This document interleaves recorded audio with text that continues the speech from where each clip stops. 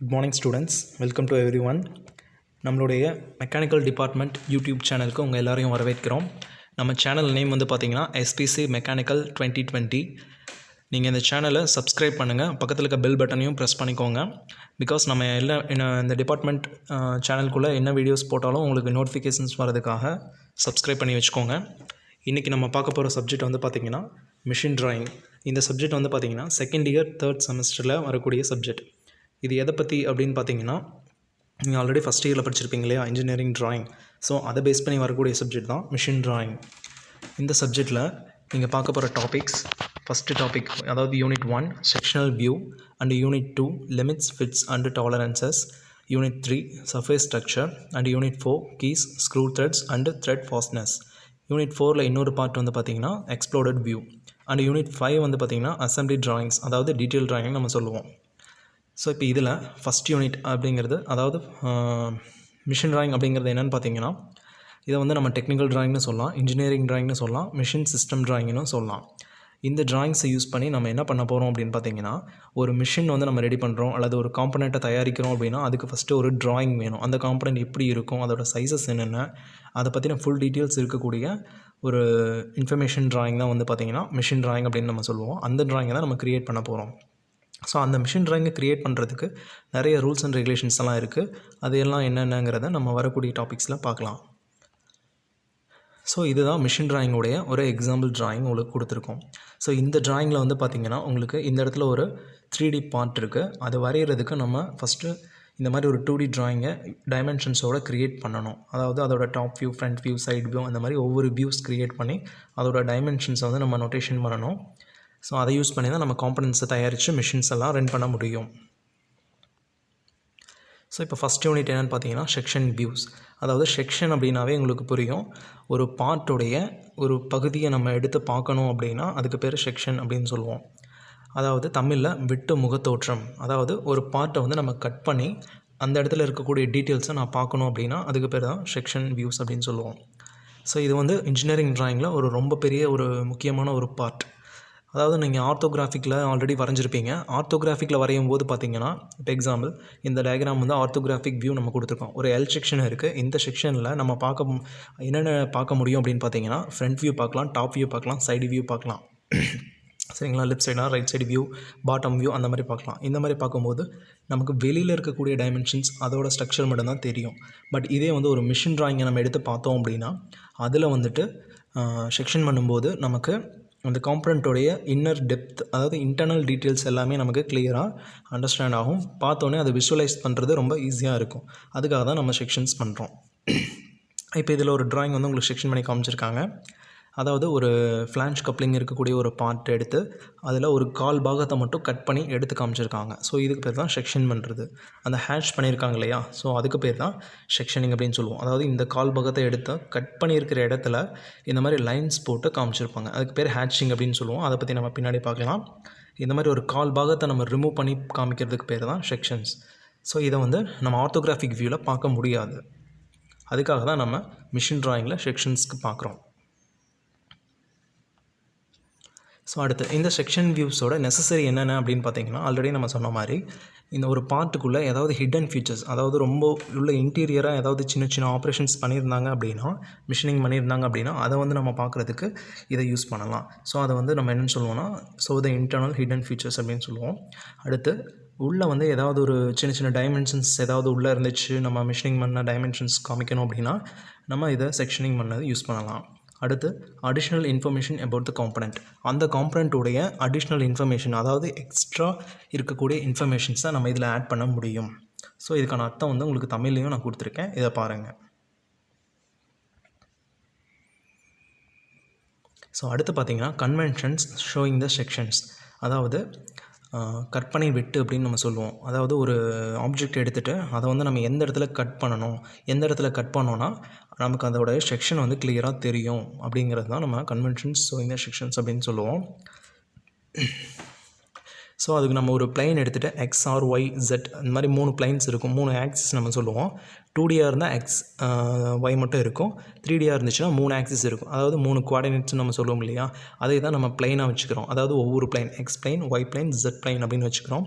அந்த பிளைனில் வச்சு தான் நம்ம வந்துட்டு ஆப்ஜெக்ட்ஸை கட் பண்ணி காமிக்க போகிறோம். ஸோ அதுக்கு பேர் தான் கன்வென்ஷன்ஸ் ஷோயிங் த செக்ஷன்ஸ் அப்படின்னு நம்ம சொல்கிறோம். ஸோ அடுத்து அந்த ஒரு டயக்ராம் ஒன்று கொடுத்துருக்காங்க பார்த்தீங்களா. ஸோ இதில் வந்து பார்த்திங்கன்னா ஒரு ஃப்ளான்ஜ் கப்ளிங் அதே மாதிரி ஒரு பார்ட் இருக்குது. இதில் வந்து நமக்கு எக்ஸ் ஆக்சிஸ் இருக்குது, ஒய் ஆக்சிஸ் இருக்குது. ஸோ இந்த இடத்துல பார்த்திங்கன்னா தெரியும் எக்ஸ் இருக்குது, ஒய் ஆக்சிஸ் இருக்குது. அதில் வந்து பார்த்திங்கன்னா நேராக வெர்டிக்கலாக ஒய் ஆக்சிஸில் நம்ம வந்து கட் பண்ண போகிறோம் அப்படின்னா நம்ம இந்த மாதிரி நோட் பண்ணணும். ஏரோ ஹெட் போட்டு மேலே ஒரு ஏரோ ஹெட் இருக்கும், கீழே ஒரு ஏரோ ஹெட் இருக்கும். இந்த மாதிரி நம்ம கட் பண்ணி காமிக்கிறதுக்கு பேர் தான் செக்ஷன் அப்படின்னு சொல்லுவோம். இந்த போர்ஷன் தான் நம்ம கன்வென்ஷன்ஸ் அப்படின்னு நம்ம சொல்லுவோம். ஸோ இந்த இடத்துல இருக்கு இல்லையா, அதை வந்து நம்ம கட் பண்ணி பார்க்கும்போது நமக்கு இந்த மாதிரி ஹேட்ச் பண்ணி கொடுத்துருப்பாங்க, ஷேட் பண்ணியிருக்காங்க இல்லையா, லைனாக போட்டு. ஸோ இதுக்கு பேர் தான் நம்ம வந்து ஹேட்சிங் அப்படின்னு சொல்லுவோம். ஸோ இதுக்கு பேர் தான் கன்வென்ஷன்ஸ். ஸோ அடுத்து பார்த்திங்கன்னா கன்வென்ஷனல் பிரேக், அதாவது நம்ம கட் பண்ணி காமிக்கிற அந்த இடத்த வந்து நம்ம எப்படி டயக்ராமில் நோட் பண்ணலாம் அப்படின்னு பார்த்திங்கன்னா, அது வந்து நம்ம யூஸ் பண்ணுற அந்த காம்பனண்ட்டோட டிசைனுக்கு தகுந்த மாதிரி. இப்போ ரெக்டாங்கிள் ஆப்ஜெக்ட் அப்படின்னா இங்கே உங்களுக்கு ஒரு 4 மாடல் கொடுத்துருக்காங்க பாருங்கள். ஃபஸ்ட்டு வந்து ரெக்டாங்கிள் ஆப்ஜெக்ட் அப்படின்னா நம்ம இந்த மாதிரி ஹேட்ச் பண்ணி காமிக்கணும், இந்த மாதிரி ஷேட் பண்ணி காமிக்கணும் கட் பண்ணி காமிக்கிறதுக்கு. அதே வந்து ஒரு சிலிண்டர் ராட் அப்படின்னா இந்த மாதிரி கட் பண்ணி காமிக்கணும். அடுத்து ஹாலோ ஷாஃப்ட் அப்படின்னா, அதாவது ஒரு ஹாலோ பைப் அப்படின்னா இந்த மாதிரி கட் பண்ணி காமிக்கணும். 2 லைன்ஸ் வர மாதிரி இருக்கும், பார்த்தா கண்ணு மாதிரி தெரியும். அடுத்து வந்து இந்த மாதிரி ஒரு எஸ் பிரேக், அதாவது ஒன் சைடு மட்டும் நம்ம கட் பண்ணி காமிக்கிறனாலும் காமிக்கலாம். ஒரு பைப் ஃபுல் திக்னஸ் ரொம்ப கம்மியாக இருக்கக்கூடிய பைப்பாக இருந்துச்சுன்னா நம்ம இந்த மாதிரி காமிக்கலாம். ஸோ இதுக்கு பேர் தான் கன்வென்ஷனல் பிரேக் அப்படின்னு நம்ம சொல்லுவோம். ஆப்ஜெக்ட்ஸை வந்து நம்ம கட் பண்ணி காமிக்கும்போது அந்த கட் பண்ணுற இடத்த டயக்ராமில் நம்ம இந்த மாதிரி தான் நோட் பண்ணி வைக்கணும். ஸோ அடுத்து பார்த்திங்கன்னா கன்வென்ஷனல் ரெப்ரசன்டேஷன் ஆஃப் மெட்டீரியல்ஸ், அதாவது எந்தெந்த மெட்டீரியலுக்கு நம்ம அந்த டயக்ராம் இந்த இடத்துல கட் பண்ணுறோம் இல்லையா. ஸோ இப்போ இதில் பார்த்திங்கன்னா இந்த இடத்துல கட் பண்ணுறதுக்கு இப்படி லைன்ஸ் போட்டிருக்காங்க. ஸோ இந்த லைன்ஸ் வந்து நிறைய டிசைன்ஸ் இருக்குது. அது எதுக்காக அப்படின்னு பார்த்திங்கன்னா, ஒவ்வொரு மெட்டீரியலுக்கும் metal, glass, rubber, liquid, fluid, something எது வேணால் எடுத்துக்கலாம், வுட் எடுத்துக்கலாம். இப்போ இதில் கொடுத்துருக்காங்க பார்த்தீங்களா, கான்க்ரீட்னால் எப்படி இருக்கணும். ஒவ்வொரு மெட்டீரியலும் நம்ம கட் பண்ணியிருக்கோம் அப்படின்னா அந்த இடத்துல டிசைனை வந்துட்டு நம்ம டயக்ராமில் காமிக்கும்போது எப்படி ஹேட்ச் பண்ணணும் அப்படிங்கிறது தான் இந்த டயக்ராம்ஸ் கொடுத்துருக்காங்க. ஸோ நார்மலாக வந்து பார்த்திங்கன்னா இந்த டயக்ராம்ஸ் நம்ம யூஸ் பண்ணுவோம். சிஐ காப்பர் அப்படி அலுமினியம் அப்படின்னு சொல்லிட்டு நம்ம கேஸ்ட் அயனுக்கும் யூஸ் பண்ணலாம், காப்பருக்கு யூஸ் பண்ணலாம், அலுமினியத்துக்கு யூஸ் பண்ணலாம், எல்லாத்துக்கும் இந்த மாதிரி ஹேட்ச் பண்ணுவோம். மேக்ஸிமம் நம்ம இந்த ஹேட்சிங் தான் எடுத்துப்போம். கிளாஸாக இருந்தால் இந்த மாதிரி நம்ம ஹேட்ச் பண்ணி காமிக்கணும். அதே வந்து ஒயிட் மெட்டல், லெட்டு, ஜிங்க், டின் அந்த மாதிரி மெட்டீரியலாக இருந்தால் இந்த மாதிரி காமிக்கணும். லிக்விடாக இருந்தால் இப்படி காமிக்கணும். ஸோ இந்த மாதிரி ஒவ்வொரு மெட்டீரியலுக்கும் வந்து பார்த்திங்கன்னா உங்களுக்கு இந்த மாதிரி கட் பண்ணுற இடத்துல இந்த இடத்துல நம்ம காமிச்சிருக்கோம் இல்லையா, அந்த கட்டிங் எட்ஜஸில் வந்துட்டு சர்ஃபேஸ் வந்து நம்ம எந்த மாதிரி ஷேட் பண்ணி காமிக்கணும் அப்படிங்கிறது தான் இந்த கன்வென்ஷனல் ரெப்ரசன்டேஷன் ஆஃப் மெட்டீரியல்ஸ் அப்படின்னு நம்ம சொல்கிறோம். அடுத்து பார்த்திங்கன்னா symbolic representation of a cutting plane, அதாவது நம்ம எப்படி வந்து இந்த இடத்துல ஒரு டயக்ராம் கொடுத்துருக்கோம் அப்படின்னா அதில் எந்த ஆக்சிஸில் கட் பண்ணி காமிச்சிருக்காங்க அப்படிங்கிறத நம்ம எப்படி கண்டுபிடிக்கலாம் அப்படின்னு பார்த்திங்கன்னா, இந்த மாதிரி ஒரு கட்டிங் பிளைனில் ஒரு ஏரோ ஹெட்ஸ் போட்டிருப்பாங்க. இதுக்கு பேர் தான் நம்ம வந்து ரெப்ரசன்டேஷன், அதாவது அந்த சிம்பிள் அப்படின்னு நம்ம சொல்லுவோம். இமேஜினரி பிளைன் ஒன்று க்ரியேட் பண்ணி இந்த வெர்டிக்கல் ஆக்சிஸில் இப்போ நான் இந்த ஆப்ஜெக்ட் கட் பண்ணுறேன் அப்படின்னா எனக்கு இந்த இடத்துல வந்து இதோட சைட் வியூ இங்கே இருக்கும். இதை வந்து நான் 2 ஏரோ ஹெட் போட்டு காட்டுவேன், அதாவது அந்த டைரெக்ஷனில் நான் ரிமூவ் பண்ணி எடுத்திருக்கேன் அப்படிங்கிறதுக்காக காட்டுறோம். ஸோ இதோட வியூ தான் வந்து பார்த்திங்கன்னா கட் பண்ண வியூ இங்கே கொடுத்துருக்காங்க ஹேட்ச் பண்ணி. ஸோ அதுக்கு வந்து நம்ம செக்ஷன் ஏஏ அப்படின்னு நம்ம நோட்டேஷன் கொடுக்குறோம், அதே தான் இங்கேயும் நம்ம காமிக்கிறோம். ஸோ அப்போ இந்த டைரெக்ஷனில் இந்த வியூ வந்து இந்த டைரெக்ஷன்லேருந்து கட் பண்ணி எடுத்திருக்காங்க அப்படிங்கிறத நம்ம ஐடென்டிஃபை பண்ணிக்கலாம்.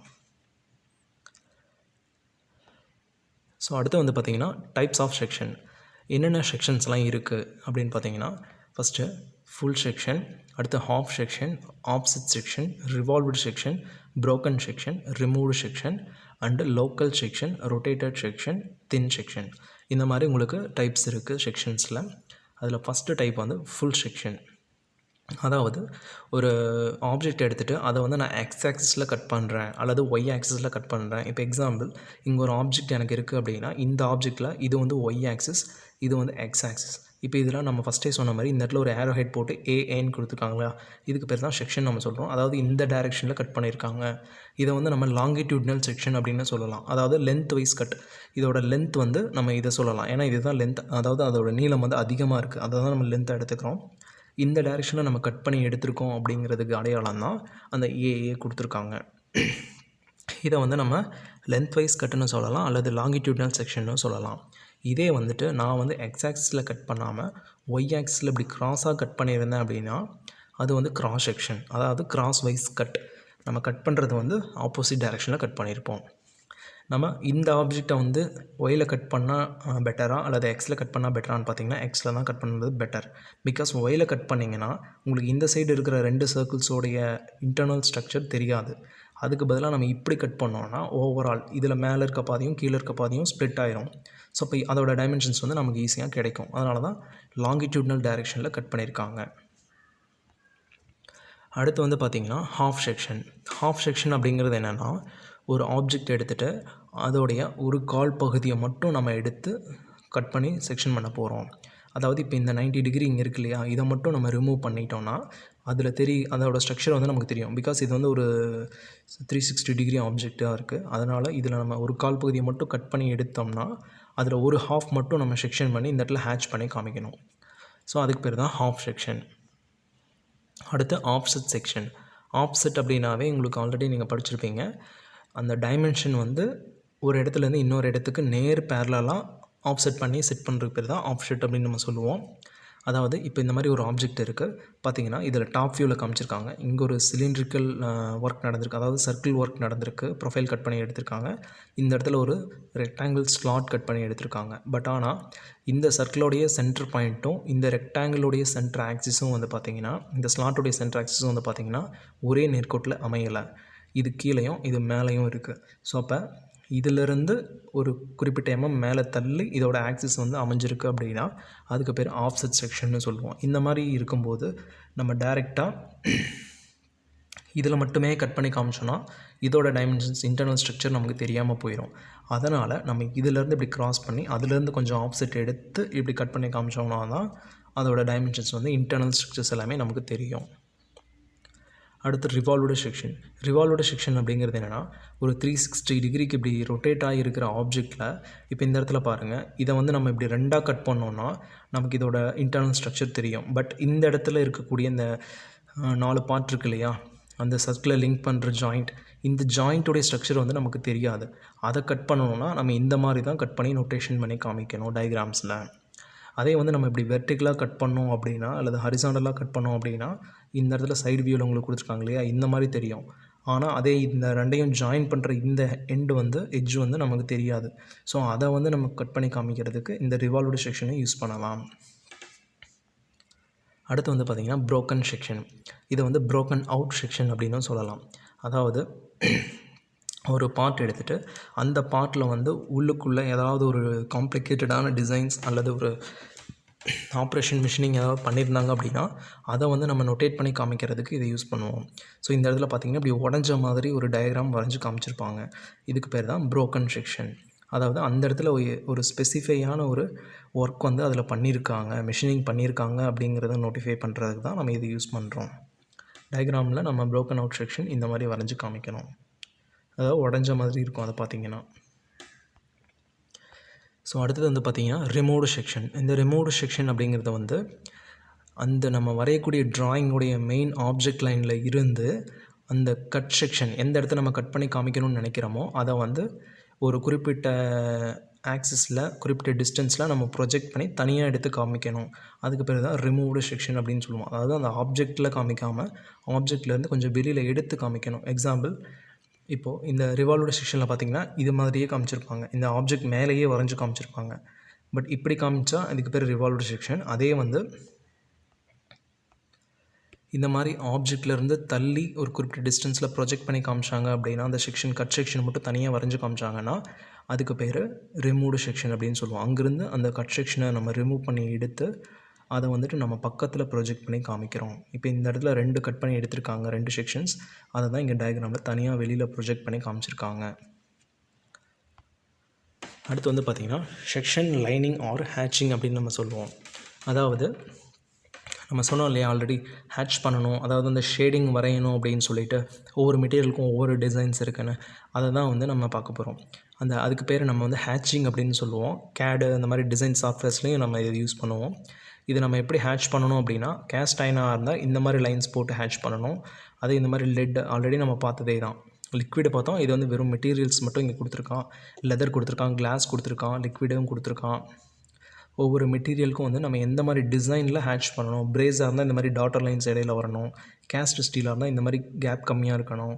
கேஸ்ட் அயனாக இருந்தால் இந்த மாதிரி சிங்கிள் லைன்ஸ் போடணும். அந்த மாதிரி ஒவ்வொரு மெட்டீரியலுக்கும் ஒவ்வொரு ஹேட்சிங் டெக்னிக் வந்து கொடுத்துருக்காங்க. இது மாதிரி தான் நம்ம வந்து ட்ராயிங்ஸில் ஹேட்ச் பண்ணி காமிக்கணும்.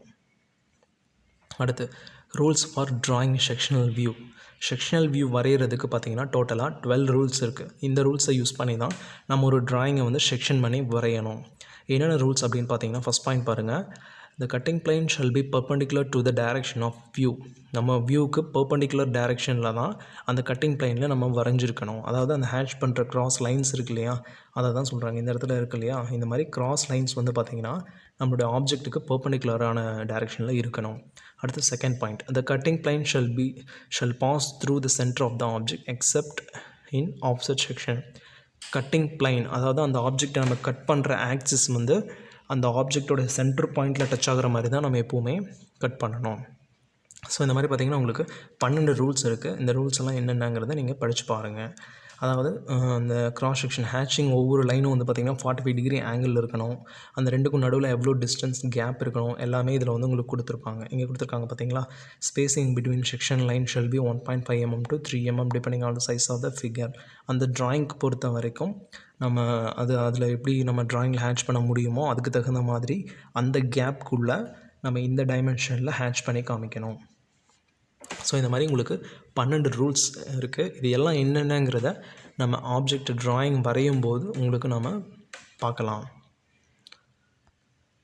So thank you guys. இதுக்கு அடுத்து நெக்ஸ்ட்டு வந்து பார்த்திங்கன்னா நம்ம ஃபஸ்ட்டு யூனிட்டுக்கு உண்டான ஒரு ட்ராயிங்கை வந்து நம்ம வீடியோவில் அப்லோட் பண்ண போகிறோம். அதை நீங்கள் பாருங்கள். ஏதாவது டவுட்ஸ் இருந்துச்சுன்னா கமெண்ட்ஸில் நீங்கள் டைப் பண்ணலாம்.